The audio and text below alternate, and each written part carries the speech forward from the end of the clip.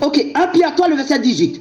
Christ aussi a souffert une fois pour les péchés, lui juste pour des injustes, afin de nous amener à Dieu, ayant été mis à mort quant à la chair, mais ayant été rendu vivant quant à l'esprit. Il est mort quant à la chair, mais quant à l'esprit, il est vivant. Et c'est l'esprit là qui a rendu vivante la chair, l'enveloppe qui avait été immolée. Parce qu'après l'immolation de l'enveloppe, il faut que l'esprit ramène cette enveloppe pour montrer à l'église qu'après la mort, vous serez ressuscités. Et l'esprit de Christ vous ressuscitera aussi, de même que l'esprit de Christ a fait à l'enveloppe. Raison pour laquelle il a dit, Père, Père, Père, pourquoi m'as-tu abandonné? Donc c'est-à-dire que c'est l'enveloppe qui s'adresse à l'esprit qui quitte l'enveloppe. Automatiquement, il faut que l'esprit anime l'enveloppe pour qu'il y ait vie. Si vous ne me croyez pas, je vous donne Genèse chapitre 2, le verset 7. Le corps d'Adam était formé morte. Il fallait le souffle de vie de Dieu pour rendre l'enveloppe d'Adam vivante.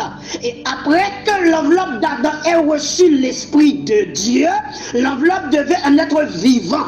Maintenant, disons que l'esprit de Dieu, après que l'enveloppe d'Adam ait été rendu à la vie parce que l'enveloppe avait reçu le souffle de l'esprit de Dieu, disons que le souffle de l'esprit de Dieu quitte le corps d'Adam automatiquement, disons 10 minutes après. Le corps d'Adam redeviendra mort. De la même manière, le second Adam qui est Jésus, qui porte l'esprit. Donc automatiquement l'esprit quitte l'enveloppe. L'enveloppe est morte. Automatiquement l'enveloppe crie vers l'esprit pour dire, Père, Père, Père, pourquoi m'as-tu abandonné? Pourquoi je dis l'enveloppe crie vers l'esprit? Parce que l'esprit est le père de cette enveloppe. Où est-ce que j'ai vu ça? Matthieu 1, le verset 20. Marie, ne crains point, car l'enfant que tu as conçu vient du Saint-Esprit. Donc le Saint-Esprit est le père de l'enfant. Lorsque l'esprit quitte le corps, l'enveloppe de cet enfant, l'enveloppe crie vers le Père, l'esprit qui avait conçu l'enveloppe à travers Marie. Père, Père, Père, pourquoi m'as-tu abandonné?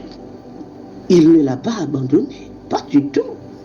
Il est en train de nous montrer comment ça va se passer après la mort pour l'église. Marie, c'est la figure symbolique de l'église. Et Jésus dans le ventre de Marie,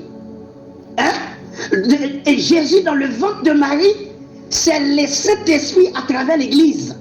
Donc le Saint-Esprit à l'intérieur de l'église, c'est pour cela qu'on appelle l'église église des saints. Église glorieuse, l'assemblée des saints. C'est pour cela qu'on appelle l'église une maison spirituelle. Parce que Marie représente cette maison spirituelle de manière symbolique. Et l'enfant que portait Marie, c'est l'Esprit de Dieu à l'intérieur de son église. Maintenant, lorsque vous ne comprenez pas, s'il vous plaît, ne venez pas dans mon live. Parce que surtout si vous vous comportez comme un insensé, je vous ferai honte. Je ne manquerai pas de le faire.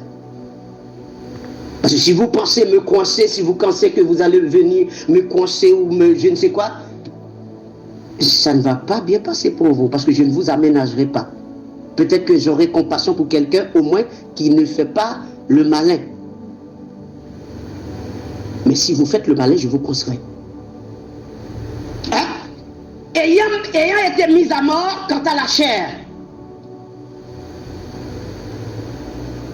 mais ayant été rendu à la vie et rendu vivant quant à l'esprit. Regardez bien, mes bien-aimés, Genèse chapitre 2, le verset 7. Regardez bien, je dis tout ça vite.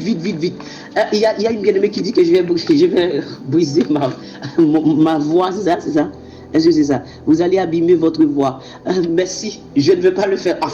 Peu importe, c'est pour Dieu. Ma voix ne sert à rien du tout. Ok, Genèse chapitre 2. Soyez bénis, Katia, soyez bénis. Genèse chapitre 2. Le verset 7. Regardez bien. Comme ce monsieur ne comprend pas, il a pris le texte. Personne n'a jamais vu Dieu. Je lui ai monté bibliquement ce que cela veut dire. Maintenant, il a pris le texte. Et oui, Jésus-Christ est mort. S'il est Dieu, comment peut-il être mort? J'attends que tu apportes d'autres choses. Va chercher d'autres choses parce que là, tu es mal barré. Genèse